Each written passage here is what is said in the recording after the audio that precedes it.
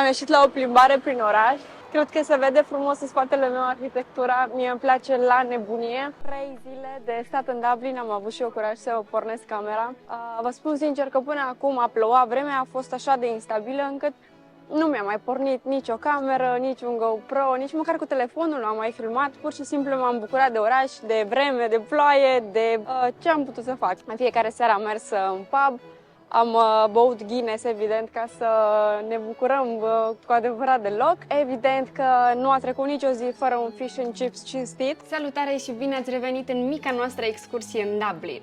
În această a doua parte a vlogului nostru ne aflăm în inima orașului, într-un loc cu adevărat special și pitoresc, St. Stephen's Green. St. Stephen's Green este un parc urban special, aș spune și o oază de liniște în mijlocul agitației orașului. Parcul este denumit după St. Stephen, primul martir creștin, și a fost inaugurat în 1880. De atunci a devenit un loc iubit de locuitorii orașului și de turiști. Cu aleile sale pline de copaci, iazuri pitorești și zone de flori colorate, St. Stephen's Green este locul perfect pentru o plimbare relaxantă sau o pauză în mijlocul zilei aglomerate. Pe lângă frumusețea sa naturală, parcul găzduiește și o serie de monumente și statui care sărbătoresc istoria și cultura Irlandei. O atracție din acest parc o reprezintă și statuia lui James Joyce, cel mai celebru scriitor irlandez, autorul romanului Ulise. În timpul verii, St. Stephen's Green prinde viață cu concerte în aer liber și evenimente culturale.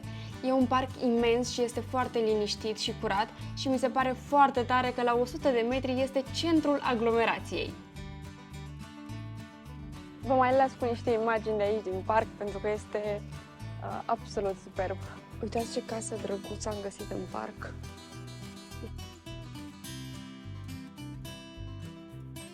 Ce pot să vă spun este că este un oraș scump, foarte scumpe mi se par cazările aici. La cazări chiar se întrece orice limită. Oricum, înainte să vă bucuiți avionul până în Dublin, dați mai întâi o fugă pe Booking să vedeți ce puteți găsi, ce cazări sunt. Noi am căutat inițial și Airbnb-uri, dar nu ne-a plăcut nimic cum arăta. În general, prețurile la, să zicem, la o cafea, 3,50 €, indiferent de cafea, că e cappuccino, că e flat white, că e espresso. Un fish and chips în oraș nu am mâncat mai ieftin de 17-18 euro și se pot duce și la 25. O bere, un Guinness e 7-8 euro, depinde de bar și sunt beri și mai scumpe. Este foarte popular aici și cidrul la draft, mai ales lui Ionuț îi place foarte mult. Tot așa, 8-9 euro un pint de cidru. Atracțiile turistice sunt scumpe. Ne-am bucurit deja intrare la Guinness House și costă 63 de euro de persoană, dacă nu mă înșel. Iar la Jameson, la fabrica de whisky, un tur de 46 de minute a costat 25 de euro și aici mă refer de persoană. În Dublin se închid toate magazinele la ora 6 și nu ai nimic de făcut prin oraș după ora 6 decât să ieși prin pub-uri sau să hoinărești pe străzi. Dar străzile sunt semi-goale. E destul de interesantă chestia asta, mai ales că mă gândesc oare când ies oamenii ăștia la cumpărături? Ies în timpul lucrului, adică ei nu lucrează 9-6 ca noi prin parc. Vreau să vă mai împărtășesc niște chestii pe care eu le-am aflat de curând despre Dublin și despre Irlanda în general. Câteva lucruri pe care le-am mai observat și noi ieșind în fiecare seară. Și prima ar fi că limba irlandeză este una dintre cele mai vechi limbi vii. În Irlanda sunt vorbite două limbi oficiale, engleză și irlandeză. Prin oraș veți găsi indicații în ambele limbi, chiar dacă irlandeza veche este vorbită doar de aproximativ 3% din populație. O mică remarcă, aceasta se studiază încă în școli. Halloween-ul își are originea în Irlanda.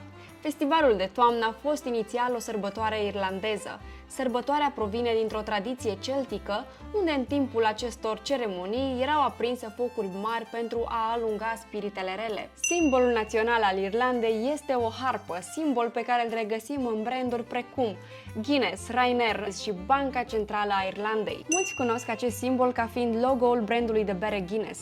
În mod ciudat, Harpa a fost folosită de Guinness înainte de a deveni simbolul național al Irlandei.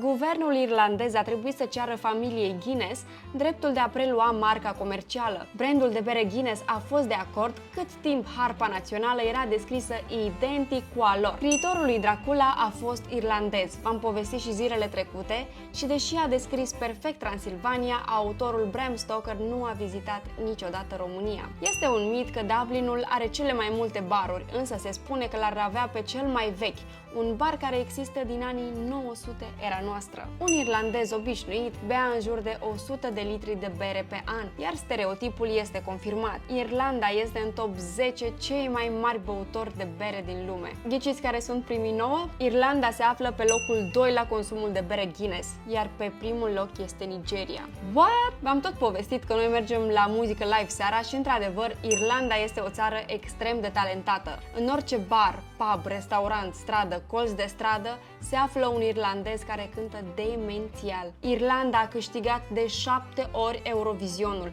Este mai mult decât orice altă țară care a intrat vreodată în competiție. St. Patrick este considerat sfântul protector al Irlandei și este una dintre cele mai importante figuri religioase și culturale din istoria țării. St. Patrick era englez, iar la vârsta de 16 ani a fost capturat de pirații irlandezi și dus ca sclav în Irlanda. Una dintre cele mai cunoscute legende asociate cu St. Patrick este aceea că a alungat șerpii din Irlanda, asta deși nu există șerpi în mod natural în Irlanda.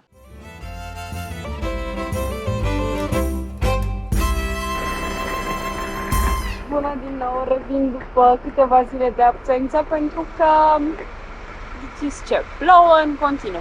Nu s-a oprit ploaia pentru 4 zile, a plouat în fiecare zi și pare că nu se va opri săptămâna asta, așa că vreau să mai vizitez ceva și vreau să vă arăt și vouă. Mă aflu din nou în inima orașului și am venit să vedem un muzeu foarte interesant. Se numește The Little Museum of Dublin și ne arată cum irlandezii și-au schimbat stilul de viață în ultimele decenii. Pare foarte interesant. Pe TripAdvisor este primul, dacă nu mă înșel. Haideți să dăm o tură pe acolo să vedem dacă merită și ce putem vedea. Gata, am reușit să intru. A costat 15 euro și se poate vizita doar cu tur ghidat. Întâlnirea are loc în 10 minute, deci mai am puțin timp să petrec singur aici printre suveniruri și apoi începe turul. Mi-a spus că mă lasă să filmez, așa că o să văd dacă e suficient de multă lumină pentru GoPro.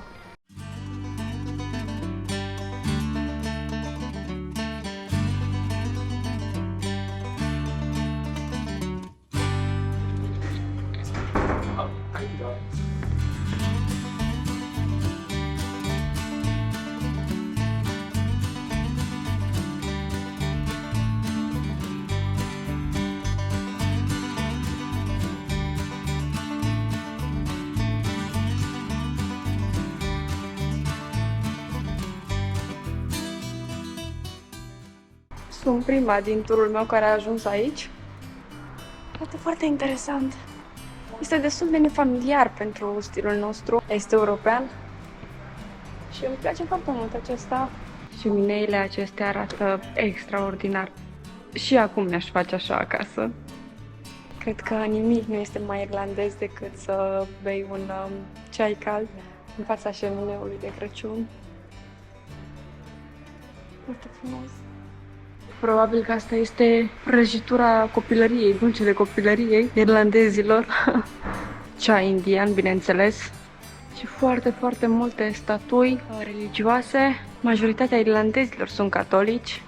Și chiar șoferul de taxi îmi povestea înainte să ajung aici că majoritatea fiind catolici, înainte era un fel de sărbătoare, vinerea, și aveau voie să mănânce doar pește. și la un moment dat irlandezii s-au plictisit să tot mănânce pește și nu găseau nimic interesant cu el și au zis că încep să-l facă prăjit și așa s-a fi născut povestea asta cu fish and chips. Nu știu dacă este chiar adevărat, o să văd când o să merg în Londra ce o să zic londonezii despre treaba asta sau, mă rog, englezii, dar sună interesant, într-adevăr, prăjit merge mai bine. Sincer, mi-a plăcut la nebunie și acum, chiar dacă eram puțin supărată din cauza vremii, din cauza ploii, parcă acum mi-a trecut și mi-a venit așa chef de explorat chiar și cu ploaia asta. Deci da, mi-a plăcut foarte mult The Little Museum of Dublin. Vă recomand tare mult să veniți, să-l vedeți dacă aveți ocazia. Mi se par cele mai bine petrecute 30 de minute în ultimele zile în Dublin. Nu vreau să intru foarte mult în detalii, dar un singur lucru spunea și ghidul că trebuie să ținem minte. Dublin este un oraș viking, este un oraș englezesc și o mândrie irlandeză. Așadar, haideți să vedem alte mândrii irlandeze și ce mai putem găsi. Cred că nu este ceva mai irlandez decât să treci pe roșu, dar am văzut că asta este o tradiție aici. Nu așteaptă nimeni la semafor. Mă obișnui și eu cu tradiția asta irlandeză, nu mi-a luat mult. Mai merg puțin la pas prin oraș să văd ce mai pot să mai văd așa de sub umbrelă, dar pe seară merg la distileria Jameson și vedem acolo cum se produce whisky-ul irlandez.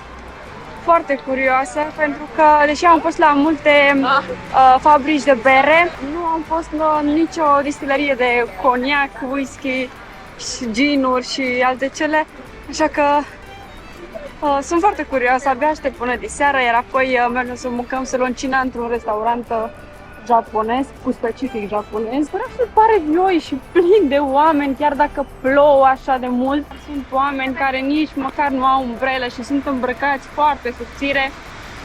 Uitați, și pantaloni scurți, merg pe stradă, ireal cum reușesc. Eu nu pot recunosc că sunt foarte, foarte îmbrăcată pentru vremea de afară, dar nu suport frigul deloc. Lumea e lejeră, nu-și face nimeni griji că plouă. Ce vibe! Doar un reminder pentru atunci când călătoriți, dar nu numai, să nu vă lăsați influențați de vreme, pentru că sunt atât de multe lucruri pe care le puteți face și inclusiv să mergeți într-un mall sau într-un loc unde să faceți cumpărături sau într-o piață sau undeva acoperit dacă într-adevăr plouă atât de rău. Dar nu renunțați niciodată la vacanță și nu stați în camerele de hotel, în apartamente, dacă sunteți plecați, pentru că se pot face o grămadă de lucruri și dacă plouă. E un reminder și pentru mine asta, evident, pentru că am așa momente în care mă simt foarte demoralizată că plouă atât de rău și chiar de dimineață am avut o întâmplare mai nefericită că am plecat de la hotel și nici nu am ieșit bine de pe poarta hotelului și o mașină m-a stropit din cap până în picioare, m-a făcut leoarcă, dar nici nu m-am întors acasă să mă mai schimb, nu m-am mai întors în hotel, deși era la un minut distanță și am pornit la drum, m-am muscat în autobuz, m-am muscat pe drum, asta este să mai întâmplă, e doar ploaie și până la urmă e o țară în care plouă. Sper să nu fac vlogul ăsta doar despre ploaie și apă, dar din păcate doar de asta în parte. Chiar frumos, e toamnă.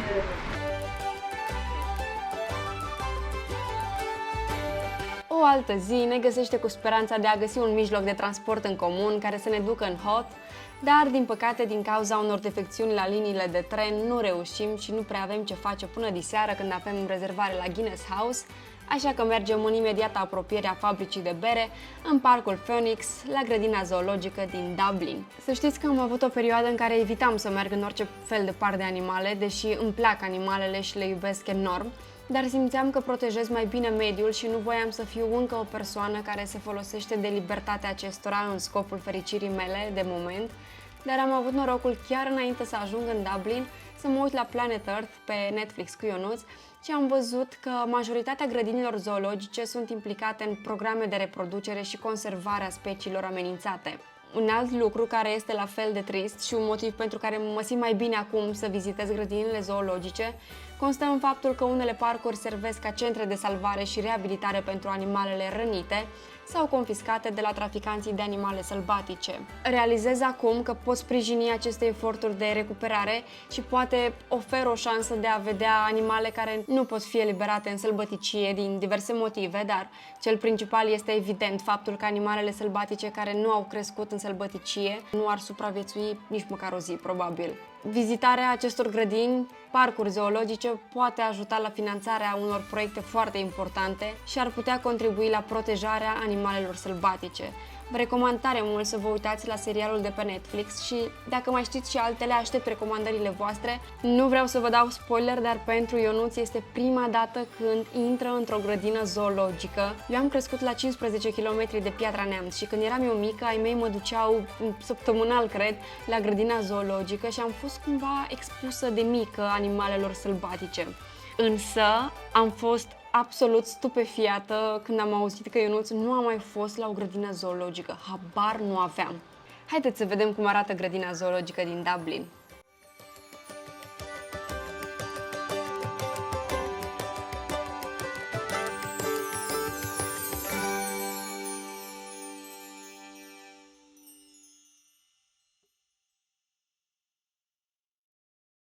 Bună dimineața! Am ajuns în grădina zoologică pentru că o nouă zi, o altă distracție, evident că plouă. Burnițează încă de când ne-am trezit. Nu s-a oprit de ieri.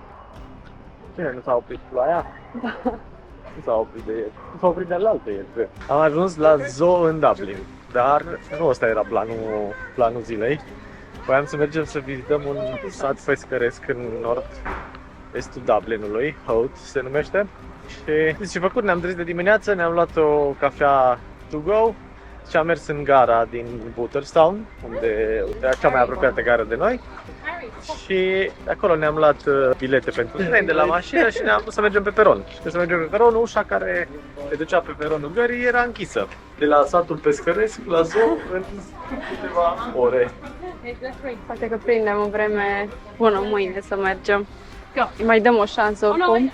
Nu-mi place că e închis, nu sunt mare fan al zoo, dar e fascinant să văd un tigru bengalez. E un exemplar extraordinar de frumos.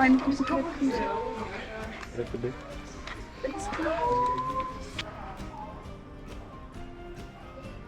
Foarte mare spațiul pentru maimuțele aici. Maimuțelele dinăuntru, de fapt orangutanii pe care i-am văzut. Grădina zoo din Dublin spune că ajută la reintegrarea animalelor pentru viața sălbatică și reintroducerea lor în sălbăticie. Acum nu știu în cât timp se întâmplă asta și dacă se întâmplă, dar sper că animalele astea chiar se reintegrează înapoi în pădure, unde le e locul, în junglă. Pentru că e trist să le vezi așa. Cam așa e mâna mea pe lângă frunză.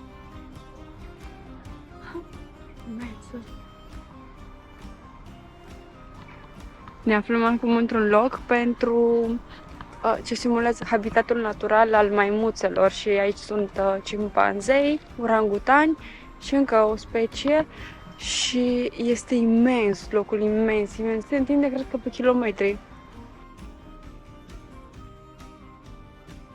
Foarte interesant că doar gardul ăsta ne separă de gorile și gorilele nu sunt cele mai prietenoase animale. Da, te atacă. Este împrejmuit, pe lângă gard este împrejmuit în jurul locului amenajat pentru gorile cu apă și gorilele nu agrează apa. Atunci cred că asta le oprește să iasă. Dar din păcate noi nu am văzut niciuna. Eu am nevoie de niște puf din ăla pentru ca să pun într-o vadă din aia mare. Aș recomanda să nu-l iei de aici. Superb, asta arată superb. Ce frumusețe, Doamne! Girafa dacă vine aici ajunge cu gâtul la noi. Da, parcă sunt înghețați. Uite că se mișcă, frumoși sunt. Nu cred că se bat, cred că se pupăcesc. Mergem deja de ceva vreme ca să vedem elefanții. Cu elefantul am terminat turul la grădina zoologică din Dublin. Ți-a plăcut? Da, mi-a plăcut. Mi-a plăcut foarte mult. O alternativă decentă pentru ratarea excursiei în Hull. Am dat pe bilete 46 de euro pentru amândoi. E o zi de sâmbătă, nu știu dacă are importanță, dacă nu weekend e mai scumpă intrarea. Dar a fost foarte interesant. Ai trecut 2 ore jumătate, mă dor picioarele de nu mai pot.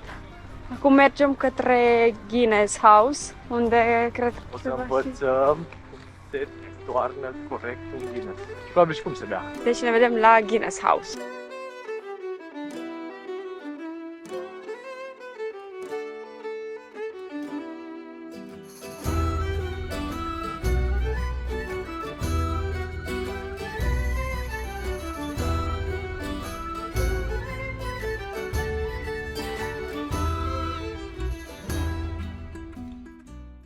Vă spun sincer că este neapărat să ajungeți la Guinness Storehouse și să faceți un tur autoghidat.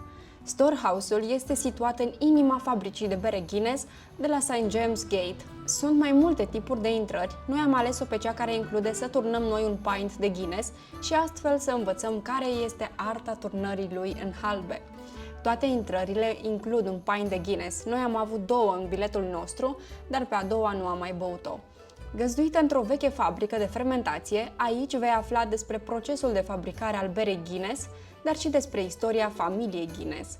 După ce am făcut turul, noi am mers la ultimul etaj al clădirii, care este printre cele mai înalte din Dublin, și ne-am relaxat după o zi mega ploioasă, plus că ne-am bucurat de priveliștea la 360 deasupra orașului. Ca să nu facem acest video și mai lung, ne oprim aici și ne revedem cu experiența de la Jameson House și, evident, sperăm să ne auzim din Howth, superbul oraș pescăresc de lângă Dublin. Pe data viitoare!